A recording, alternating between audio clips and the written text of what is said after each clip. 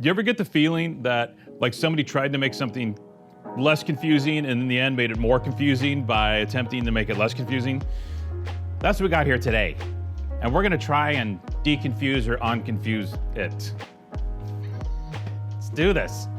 Vigno. Now, some of you wine geek types in fine wine shops, strolling around fine wine shops, might have seen this Vigno indicator on a bunch of different bottles from Chile. Now, the confusing thing is, Vigno is a consortium wine, but only one particular wine from a consortium of different growers that already have their own very successful properties in Chile, right? 17, I think the number 17 of them have gotten together to focus on one particular area of Chile that was not getting the love for a very long time. And all these cats were like, we're gonna do this. So they did it, and they all made a Vigno wine. The problem is it's the same Vigno on all 17 wines from 17 different producers.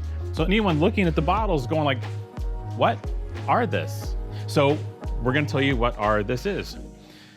The Vigno group was dedicated towards, or created towards, expounding on the potential of old vine Carignan in the Maule Valley of southern Chile.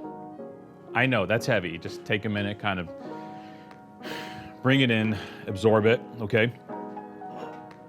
Got it? Old vine Carignan, southern sector of Chile. Many of these old vineyards were planted in the 1940s after the major earthquake in Chile in 1939. The group decided to focus on these vineyards because they were planted in the hopes that they were going to create even a more special wine in the 1950s in Chile, and it all failed spectacularly. The great prices went to the hole.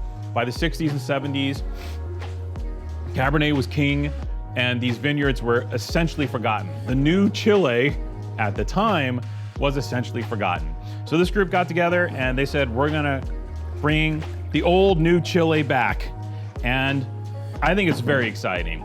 Carignan is it's a hardy, sturdy grape that with young vines can make wines that are very rustic, not too friendly, but with old vines and proper soils, granitic soils, you can make something pretty special, something capable of aging, and a wine that has a ton of character.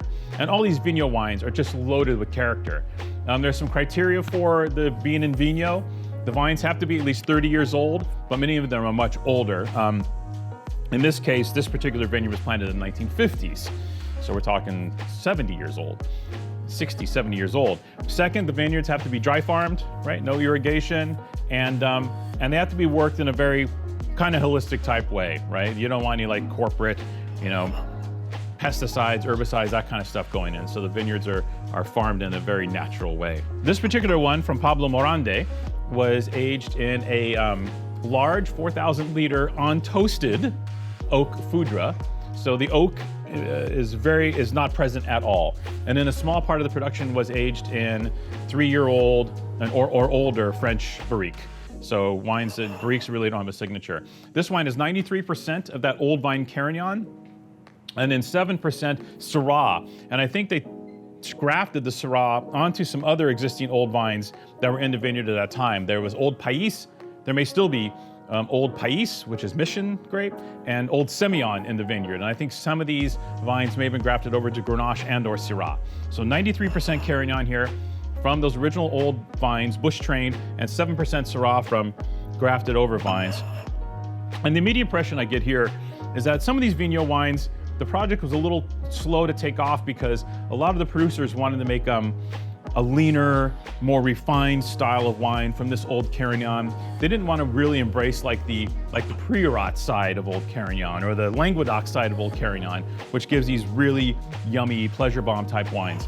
And I think what I love about Morandé's wine is he gravitates towards that a little bit. This wine is not as big as a Priorat wine, but it certainly has more weight and more flesh in the middle than some of the examples we see from some of the other producers in the Carignan Viñadores portfolio. Super pleasing. There's just a touch element of greenness here, which Carignan usually has, but there's also a little game character. There's wonderful, I don't want to say black fruit, red fruit characters here that I really, really adore.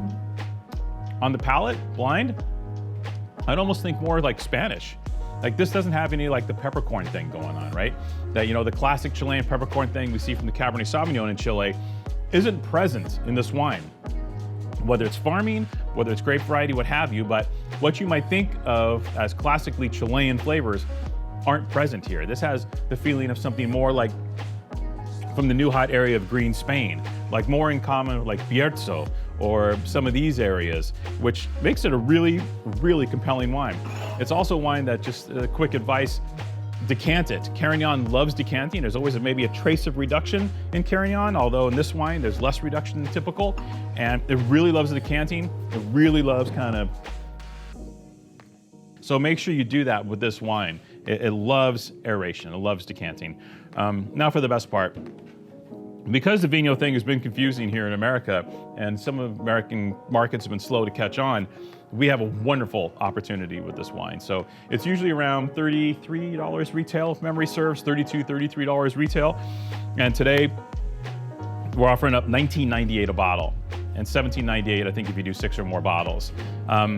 You want numbers? Sure. 94 points, Robert Parker's Wine Advocate. 94 points, James Suckling. This has all the scores, has old vines, naturally made, all the mojo to it, and the price is absolutely remarkable. The only drawback is there's only about 200 bottles available. You know, they can't make 30,000 cases of stuff from these old 1950s plantings out in the middle of nowhere in Chile, so quantities are always a bit finite.